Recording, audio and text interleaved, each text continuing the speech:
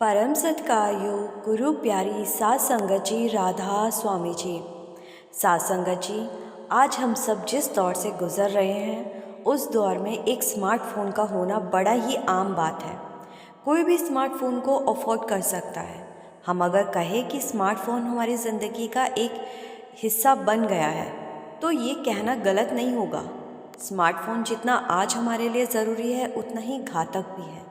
Smartphone आने के बाद लोग अपने फ़ोन में इतने अंदर तक घुस चुके हैं कि रिश्तों से भी दूर होते जा रहे हैं। आज की ये साखी ऐसे ही एक सत्संगी बीबी की है। देहरादून की रहने वाली इस बीबी का भजन सिमरन और सेवा बहुत था।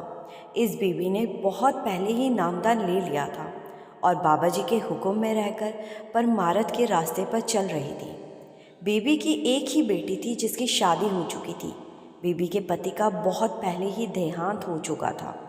अब ये बीबी घर में अकेली रहती थी और कभी कभी बीबी की बेटी घर आ जाया करती थी क्योंकि उसकी शादी देहरादून में ही हुई थी। उस समय बीबी के पास एक नॉर्मल मोबाइल फ़ोन हुआ करता था।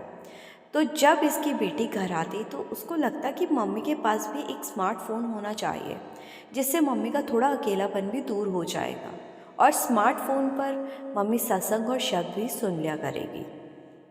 तो अगली बार जब बेटी फिर से घर आई तो अपने साथ एक स्मार्टफोन लेकर आई।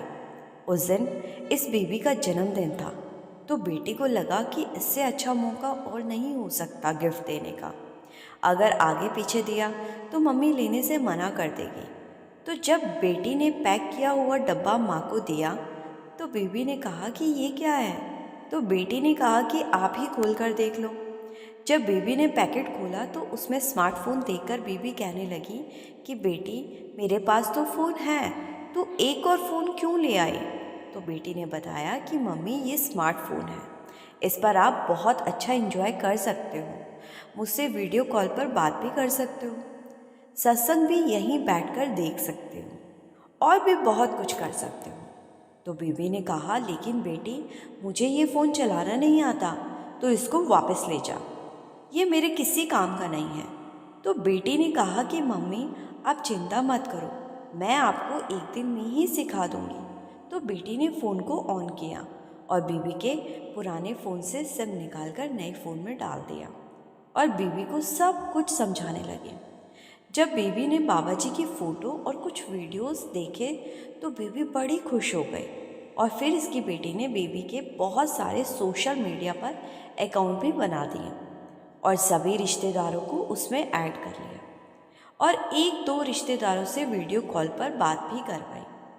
ये सब बीबी को बड़ा ही अच्छा लग रहा था और 2 से 3 दिन में वो बीबी काफ़ी हद तक फ़ोन चलाना सीख गई। सात संगत जी, जैसा कि बाबा जी अक्सर कहते हैं कि हम मन के अधीन हो चुके हैं, बाबा जी बिल्कुल सही कहते हैं, लेकिन शायद हम मन के साथ साथ मोबाइल के भी अधीन हो चुके हैं। तो इस बीवी के साथ भी कुछ ऐसा ही होना शुरू हो गया।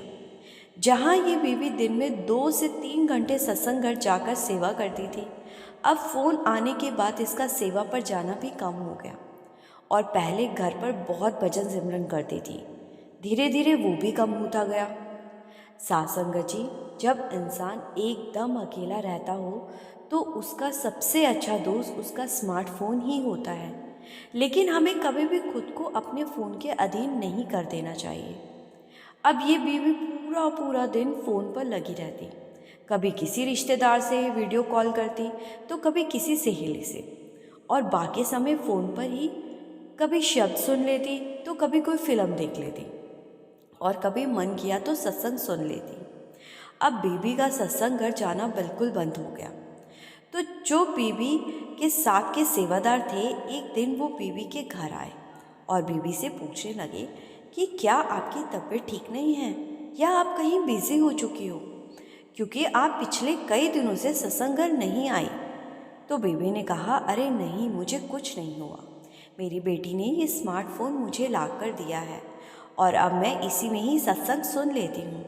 तो घर आए सेवादारों ने समझाया कि बहन, सत्संग घर जाने का मतलब ये नहीं होता कि हम वहाँ सिर्फ सत्संग सुनने ही जाते हैं। जब हम सत्संग घर जाते हैं तो वहाँ हम सब आपस में मालिक की चर्चा भी करते हैं और सेवा भी करते हैं। अब इस मोबाइल पर सत्संग सुन लेने से तो सेवा हो नहीं पाएगी और यहाँ आप पूरा दिन अकेली बैठी रहती हो, कभी आपस में मालिक की चर्चा नहीं हो पाती, तो आप कल से सत्संग घर जरूर आया कीजिए। ये कहकर वो सब सेवादार वहाँ से चले गए।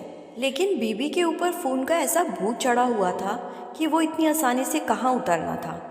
अब बीबी सारा दिन फ़ोन पर वीडियोस और फिल्में देखती और सतगुरु से तो अब वो बहुत दूर हो गई थी। सासंगत जी, नामदान लेकर जब कोई परमार्थ की राह से भटक जाए तो सतगुरु ऐसे भटके हुए जीवों को फिर से राह पर ज़रूर लेकर आते हैं, क्योंकि सतगुरु जब नामदान दे देते हैं तो जीव की पूरी जिम्मेदारी अपने ऊपर ले लेते हैं और अगर जीव भटक जाए तो उसको वापस लेकर ही आते हैं। जैसे एक बकरी चराने वाले की एक बकरी भटककर झुंड से बिछड़ जाती है और जंगल में कहीं खो जाती है, तो चरवाहा अकेला ही अपनी गुम हुई बकरी को जंगल में से ढूंढकर उसे सही राह पर लेकर आता है। तो अब इस बीवी को इसके फ़ोन के अलावा और कुछ नहीं दिखाई देता था।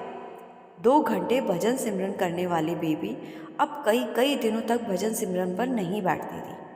तो सद्गुरु ने कैसे उसको सही राह दिखाया, आइए आगे सुनते हैं।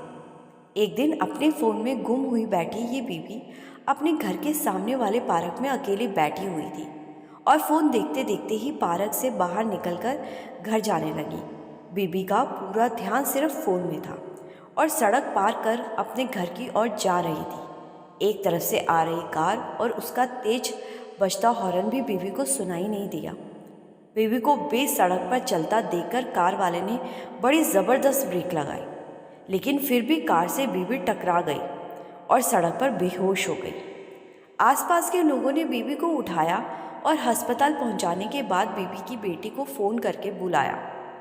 बेटी उसी समय अस्पताल पहुंची और अपनी माँ की हालत देखकर रोने लगी।